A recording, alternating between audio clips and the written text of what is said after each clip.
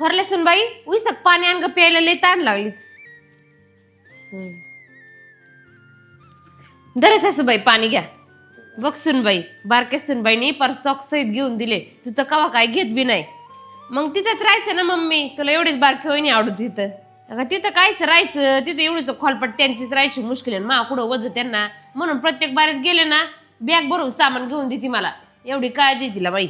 बरं जाऊ दे सासूबाई, तुम्हाला भूक लागली असेल, तुम्ही दमून आल्यात उन्हातून, काय करू तुम्हाला खायला? सुनबाई एक काम करतो, याची जरा वांग्याची भाजी कर, लई दिवस झाले खाऊशी वाटलीत बघ. आता लगेच करते, पहिली वांगी चिरते. वहिनी तुम्ही आणि दादा आईसाठी किती काय काय करता, आणि आई वर्षभरात फक्त बारका वहिनी का 4च दिवस जात असं वर्षभर बारका वहिनीचं कौतुक गात राहते.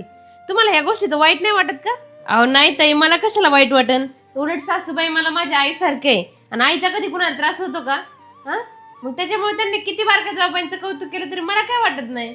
वहिनी तुम्ही सगळ्यांपेक्षा ना वेगळ्याचे, तुमची बरोबरी नाही होऊ शकत कुणा बरोबर. पिंके तुला इथं तुझ्या आवडीचं काहीच भेटत नाही ना, 4-8 दिवस बारक्या सुनबाईच्या इथं जाऊन बघ, सगळं तुझ्या आवडीचं भेटल. मम्मी मी आहे ना माझ्या मोठ्या वहिनी बरोबरच खुश आहे, आणि तू पण खुश राहिला शिक. जाऊ हातरुणात लोळत पडशील ना तर पहिला आधाराचा हात आहे ना तुला मोठीच वहिनी देणार आहे, विसरू नको. बारकी वहिनी काय फक्त तुला 4 दिवस बघायला येईन आणि जाईन निघून. कसं असतं मम्मी, खाती एकाचं आणि गुणगान गाती दुसऱ्याचं, असं नको वागू तू. आता दोन्ही सुनांबरोबर समान वाग.